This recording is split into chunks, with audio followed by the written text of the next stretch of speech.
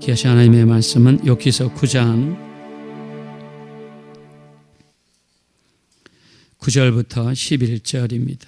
지난 시간에 8장을 통해서 이 빌닷이라는 친구가 찾아와서 욥을 위로한다고 하면서 욥의 가장 아픈 부위를 건드렸습니다.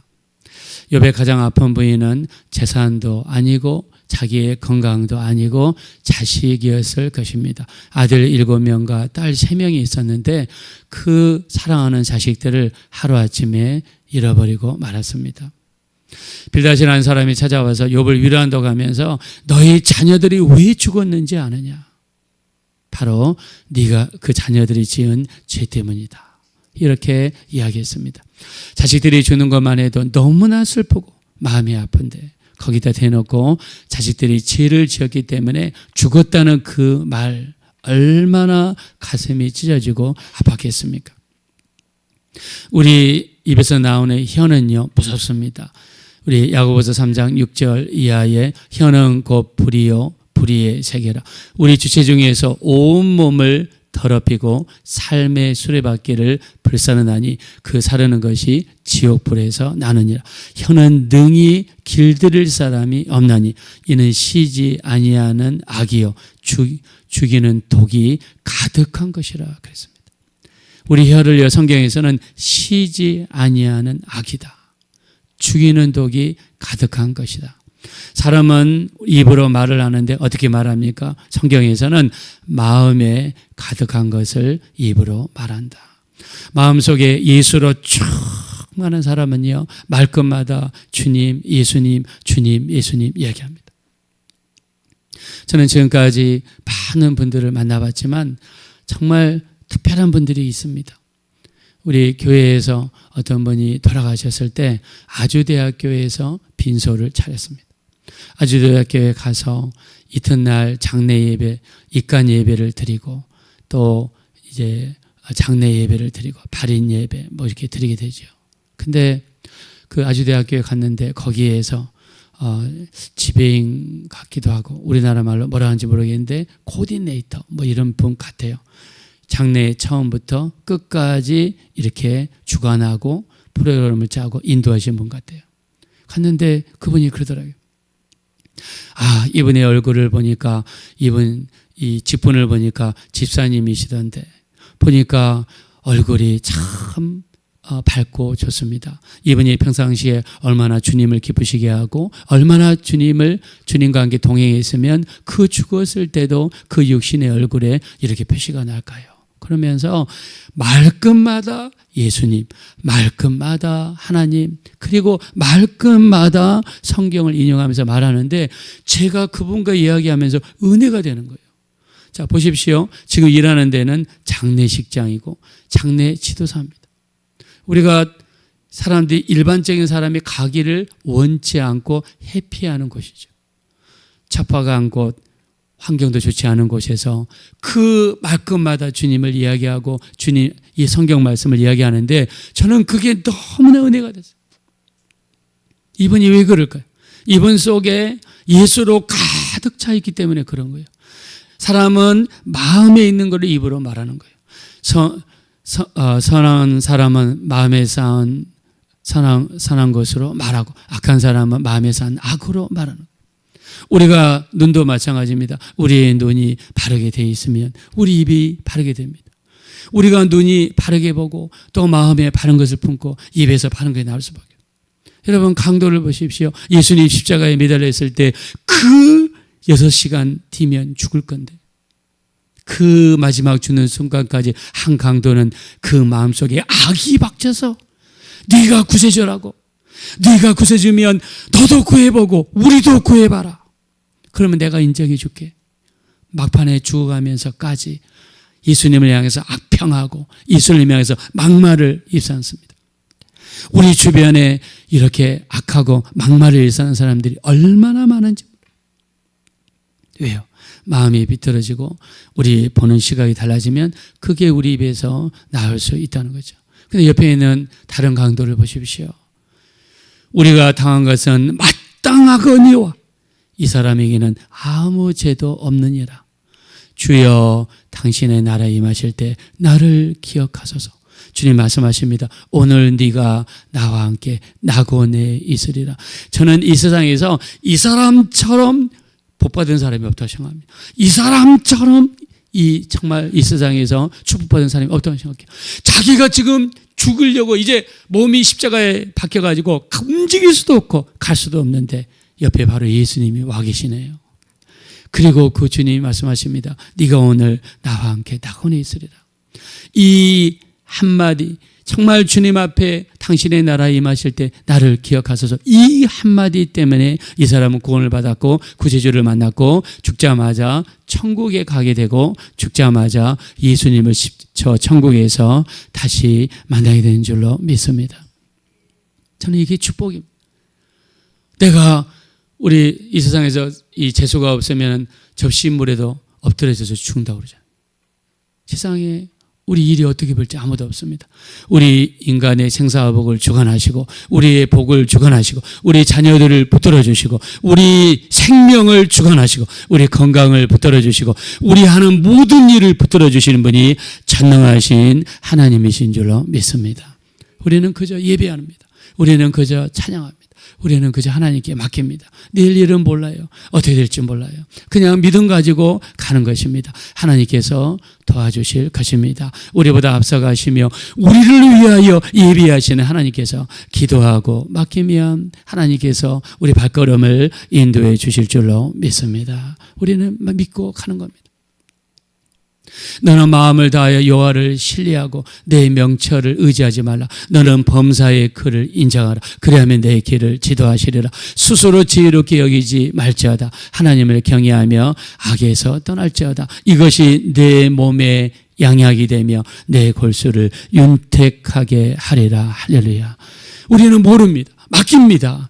우리 범사의 그를 인정하라 그랬습니다. 오늘 만날 사람들 기도하고 오늘 있을 일 기도하고 오늘 일어날 일 기도하고 오늘 또 우리 자녀들을 하나님의 손에 맡기고 우리 교회를 맡기고 또 주의 종을 맡기고 우리가 하는 모든 일을 그냥 하나님께 맡기는 겁니다. 우리는 모릅니다. 내일 일은 모릅니다.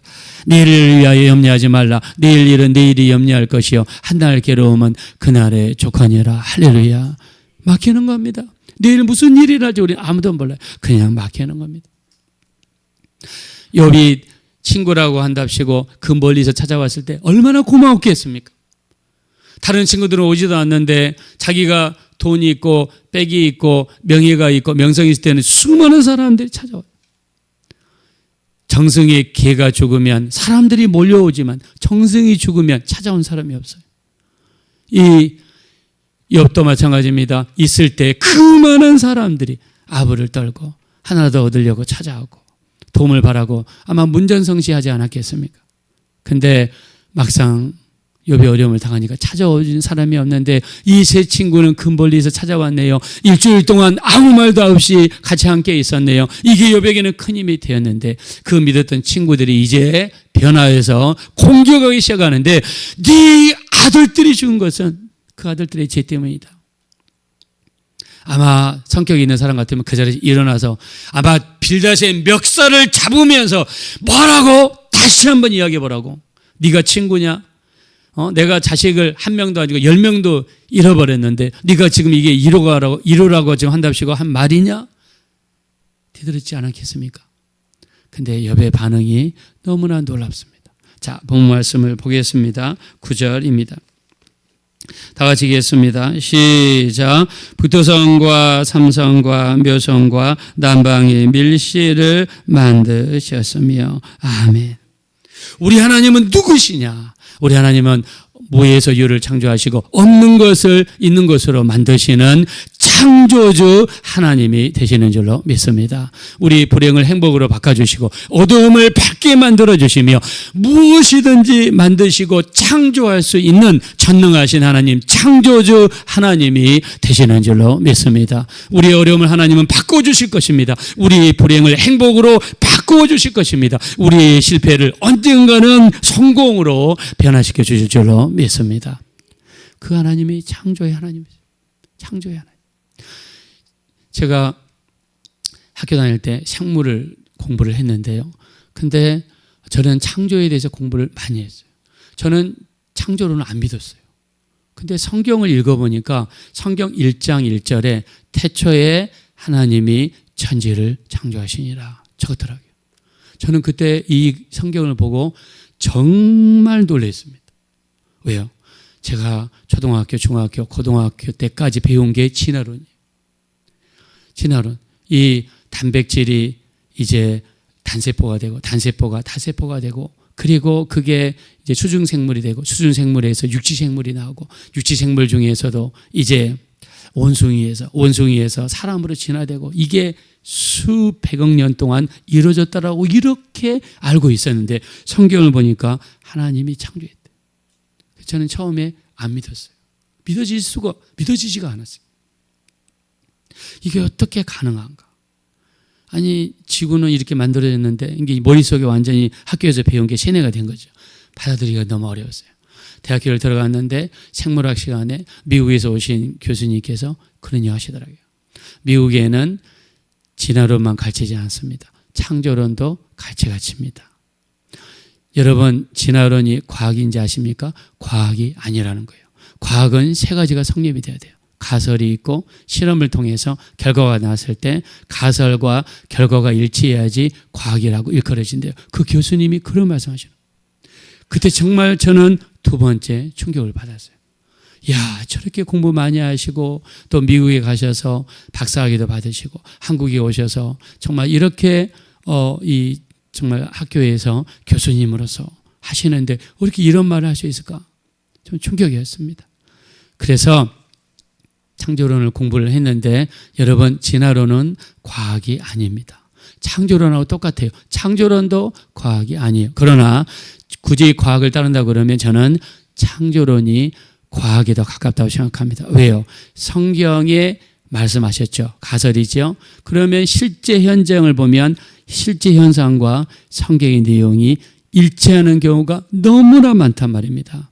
자, 예를 들면은 욥기서에는요, 신기한 내용들이 많습니다. 욥기서 38장 31절에 누가 묘성을 묻겠으며 삼성의 띠를 풀겠느냐 그랬습니다. 묘성이라는 것은 별 하나를 얘기하는 게 아니라 수백 개의 별이 군단을 이루고 있는 것을 묘성이라고 합니다. 근데 원래 별은 이렇게 하나로 이렇게 돌아다니잖아요. 태양이 있고 지구, 수금, 지화, 목토, 천, 해 이렇게 각각 행성이 낱개로 움직인단 말입니다. 태양을 중심으로 태양계가 있고 은하계가 있는데 묘성이라고 하는 거는요, 별들끼리 중력이 자석처럼 작용해 가지고 서로 강력하게 끌어들여서 큰, 멀리서 보면 큰 별처럼 보이는데 자세히 들여다보니까 별들끼리 중력으로 끌어다니면서 서로 묶여가지고 하나의 단위로 움직인단 말입니다. 근데 성경은 그걸 이야기하세요.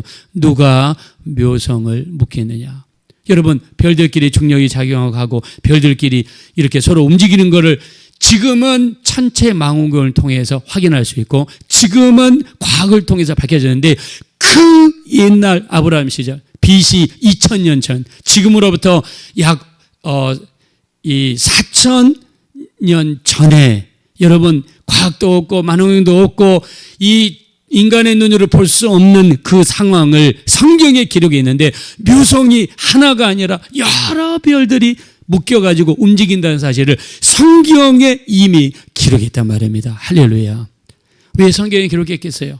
그때 인간의 망원경으로 발견해서 기록했겠습니까? 아니면은 이렇게 했겠습니까? 천지를 만드신, 우주를 창조하신 하나님이 쓰신 성경책이니까 하나님의 창조주이심을 성경에 이야기하고 있는 줄로 믿습니다. 삼성의 띠를 풀겠느냐? 별이 풀었더니 서로 이렇게 흩어지는 것처럼 보인다는 거예요. 과학이 지금 이거를 밝혀내고 있습니다. 성경은 이미 그걸 기록했어요. 왜 기록했어요? 전능하신 하나님이 이 세상을 만드셨기 때문에 그 현상을 그대로 기록했는데 수천 년이 지난 지금 과학으로 그거를 지금 밝혀내고 있단 말입니다. 이 지구가 우주에 떠 있다는 거, 우리 욥기서 26장 7절에 보면 땅을 아무것도 없는 곳에 매다셨으며 지구가 우주 공간에 떠 있다는 것을 성경이 이미 기록했단 말입니다. 할렐루야. 우리 하나님은 우리를 만드신 창조주 하나님이시며 우리 환경을 바꿀 수 있는 전능하신 하나님이 되시는 줄로 믿습니다. 그러면서 욥은 이렇게 이야기합니다. 10절입니다. 다 같이 읽읍시다. 시작. 측량할 수 없는 큰 일을, 셀 수 없는 기이한 일을 행하시느니라. 아멘. 여러분, 우리 하나님은 측량할 수 없는 일을 행하시고 기이한 일, 기적을 행하시는 하나님이 되시는 줄로 믿습니다. 저는 믿습니다. 우리 하나님은 환경을 바꿀 수 있습니다. 우리 하나님은 역전을 만들 수 있습니다. 우리 하나님 우리 인생을 복되게 할 수 있습니다. 우리 하나님은 우리 자녀들을 축복해 줄 줄로 믿습니다. 하나님은 측량할 수 없는 일, 하나님은 기이한 일을 행하시는 분이시다. 욥은 지금 너무나 힘들고 어렵습니다. 그렇지만 욥은 끊임없이 고백합니다. 하나님은 창조주 하나님이시다. 하나님은 기적을 행하시는 하나님이 되시는 줄로 믿습니다. 끊임없이 고백합니다. 이게 어려움 속에 있는 욥의 모습이었어요. 저는 이렇게 생각합니다. 이런 욥의 긍정적인 시인이 있었기 때문에 결국에 하나님께서 욥을 기억하시고 2배의 축복을 주시고 자식의 축복을 주시고 또 다시 한번 놀라운 복을 허락하신 줄로 믿습니다. 성경에 보면 어려움이 있는 사람들은 늘 이렇게 긍정적인 마음을 가지고 있었어요. 특별히 아브라함도 마찬가지입니다. 아브라함의 믿음을 보실까요? 우리 로마서 4장 17절. 아브라함이 있는 하나님은 죽은 자를 살리시며 없는 것을 있게 하시며 바랄 수 없는 중에 바라고 믿었으니 그의 나이 100세 나이 되어 자기 몸에 죽은 것 같음과 사라의 태 죽은 것 같음을 알고도 믿음이 약하여지지 아니하고 오히려 믿음에 굳게 서서 하나님이 약속하신 것은 반드시 이루실 것을 확신하였으니 이것이 그에게 의로 여기심을 받아내니라. 할렐루야.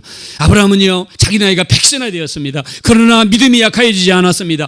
그리고 오히려 믿음에 굳게 섰다고 그랬습니다. 하나님이 약속하신 것은 반드시 이루실 것을 믿었다고 그랬습니다. 우리도 이렇게 믿어야 됩니다. 환경은 어렵고 눈에 보이는 것 없고 손에 잡혀있는 것 없고 우리 삶 속에 어려움이 있지만 우리 하나님 우리 기도를 듣고 계십니다. 반드시 하나님이 우리를 도와주실 것입니다. 하나님이 우리를 정말 실만한 물과 푸른 초장으로 인도해 주실 줄로 믿습니다. 우리는 그 하나님을 믿는 겁니다. 요나 물고기 뱃속에 들어가 사면이 벽입니다. 여러분, 물고기 뱃속은요 4시간 이내에 어떤 음식이든지 소화가 돼요. 윗속에는 강한 산이 나와가지고 녹여버립니다. 이 육체를 녹여버려요. 근데 4시간 이상, 하루 이상 3일 동안 요나가 이 물고기 배에서 생존할 수 있었던 것은 무엇입니까? 하나님이 함께 하셨고 하나님이 보호하셨고 하나님이 지켜주셨기 때문인 줄로 믿습니다. 우리는 아무리 어려운 환경에 있어도 하나님만 계시면 됩니다. 하나님만 계시면 우리 인생은 다시 일어날 수 있습니다. 우리 인생은 다시 주를 향하여 나아갈 수 있습니다. 그래서 우리는 기도하는 겁니다. 하나님께 맡기는 겁니다. 그래서 범사의 그를 인정하라. 그가 너희 발길을 지도해 주실 줄로 믿습니다. 우리 하나님께 맡기는 거예요. 요나도 물고기 뱃속에서 7번 시인하잖아요. 하나님이 내게 대답하셨나이다. 내 음성을 들으셨나이다. 내가 성전을 다시 바라보겠나이다. 내 생명을 구덩이에서 건지겠나이다. 내 기도가 하나님께 이르렀나이다. 감사함으로 제사를 드리며 내 소원을 갖겠나이다. 구원은 하나님께 있는 줄로 믿습니다. 이렇게 7번 시인했더니 3일 만에 나와버렸어요. 아무리 힘들고 어려워도 우리는 긍정적으로 시인하고 긍정적으로 믿는 겁니다. 욥이 힘들고 어렵지만 이 힘들고 어려운 가운데서도 전능하신 하나님을 시인했습니다. 그 하나님은 측량할 수 없는 일을 행하시며 기이한 일을 행하시는 하나님이라고 고백했습니다.